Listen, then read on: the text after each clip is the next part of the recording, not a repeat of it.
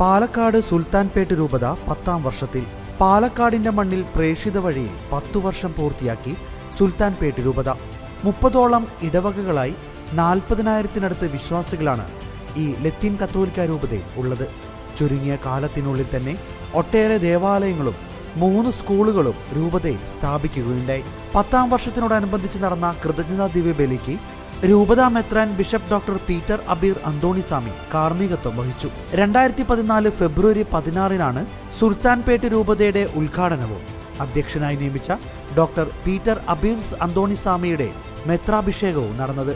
1650-കളിലാണ് തമിഴകത്തിന്റെ ദിണ്ടിഗൽ, തിരുച്ചിറപ്പള്ളി, തഞ്ചാവൂർ എന്നിവിടങ്ങളിലെ കത്തോലിക്കർ പാലക്കാട്ടേക്ക് കുടിയേറി പാർത്തു തുടങ്ങിയത്.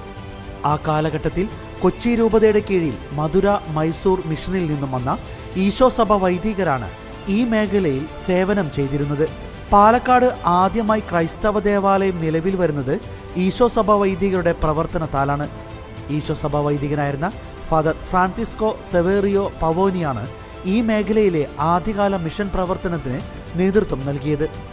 പിന്നീട് ഈ പ്രദേശം പോണ്ടിച്ചേരി മിഷന്റെ കീഴിൽ പാരീസ് മിഷൻ വൈദികർ ഏറ്റെടുത്തു.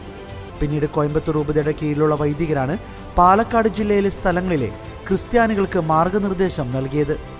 കോയമ്പത്തൂർ, കോഴിക്കോട് രൂപതകളെ വിഭജിച്ചാണ് പാലക്കാട് കേന്ദ്രമായി പുതിയ രൂപത വന്നത്. നഗരഹൃദയത്തിലുള്ള പാലക്കാടിന്റെ അമ്മ പള്ളിയായ സെന്റ് സെബാസ്റ്റ്യൻ കത്തീഡ്രലാണ് ആസ്ഥാന ദേവാലയം.